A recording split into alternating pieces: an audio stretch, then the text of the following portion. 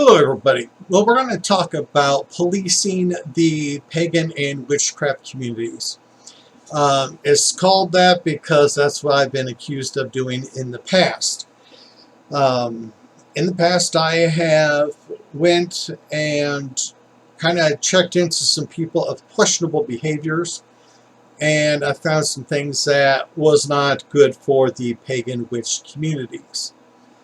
And some people say that I was trying to proclaim myself to be the sheriff of the witchcraft and pagan communities, and if that's that, then fine, I will gladly accept that title.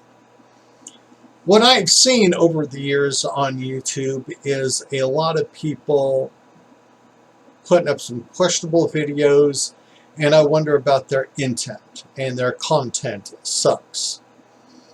And so I think that is something that needs to be discussed again and that we need to put some effort into. Now, I know that some of you are not going to agree with me, so I am bringing up a clip from one of my channels I'm subscribed to. His name's Ruined Leon, and if you want a good perspective on some current issues, I would highly suggest checking him out. He has, I think, a lot of good content to his channel. Weird. All these communities that claim to be marginalized got bad apples in them. And I don't know why, but some of the top head honchos in each one of these communities chooses to ignore the obvious bads that take place in each one of them. And that does not help anybody get to any form of a conclusion or resolution when it comes to peace. It's not going to get more people to respect you. It's not going to get more people on your side. It's going to get more people to look plain as day at you and say, Right. why aren't you talking about this? Because you're too busy fixated on some narrative that you're missing the obvious bad that's right in front of your face. So, unless you're willing to fix that, continue to be surprised by the problems in each and every one of your communities. Whether if it's LGBTQ, whether it's the black community, whether it's any of these communities, there are bad apples in each of them. And if you're too chicken shit to fix them, don't get mad when shit hits the fan and nobody ends up on your side. Subscribe to the channel. I'll see y'all in. All right, so like I said, he's got an interesting perspective. He is a bisexual black man, and so that's why he was talking about those two communities in particular. And we can apply that ethic, really, I think, on all communities, because we have bad people in all communities. So why am I bringing this up? Well, I have three examples. This is Kenny Klein. I'm going to start off with the worst one. Kenny Klein was a musician, a photographer in the folk pagan communities. He operated in Louisiana. He took a lot of pictures and was convicted of having illegal child pictures, 20 counts. And he was put in jail in 2017 and died in jail in 2020. Unfortunately, yes, there's going to be more people like Kenny Klein out in the pagan witchcraft communities, especially since those two communities have a lot of young ladies in them, prime targets for people with questionable ethics. And so we need to make sure that people like him do not get a foothold in the pagan witchcraft communities. Next off is Teal Swan. Now, I think she is very dangerous as well. She is having some questionable ethics. She is in the spiritual community, and thus she can get a lot of prey on our young spiritual members. Teal is controversial because in some of her messages, she tries to tell people that suicide is our reset button. Okay, so she is not a licensed therapist. She has not went to any type of college for mental health issues, and yet she is focusing on mental health. Okay, so she can be deceiving, even if it's unintentional, people. And what makes her a cult leader also is she does have an amazing network of followers, and she has a health camp in Costa Rica. That's right, she's operates outside the United States, so she can get people in there and she can isolate, which is a main factor in how cults work. They isolate people to get them in the proper mindset, and then she can exploit money out of them. There have been many documentaries on Teal Swan, and a lot of them, they talk about there's questions in her history, how things don't work out. There are a lot of people that target young people, and like I've said before, we have a lot of young people in our communities. We need to make sure that cult leaders or possible cult leaders doesn't get the young people under their control. Okay. The final one, well, not the final one, but next one up is this person here. This is Flora Sage. Flora Sage is a scam artist. I can say that because I've proven it. I even made a video about it. If you go into my history, you'll see my video on Flora Sage. Flora Sage was selling tarot reading classes, and she was charging people a lot of money for her classes and even more to be accredited. The problem with her is that her accreditation came from fraudulent companies. Okay? And so she is going to promise to teach you things at an extremely high price to get money out of you.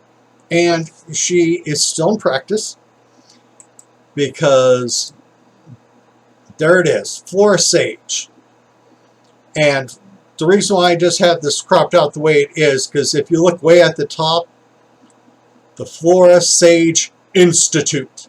Okay, she is trying to make these major claims that she is something special, but she is, in my eyes, a scam artist. And so we have to watch out for people like her. I have done several videos where I've talked about other people that they were using prosperity tactics, prosperity prophecy in their videos, saying that if you give her money, that in the long run your money will double back.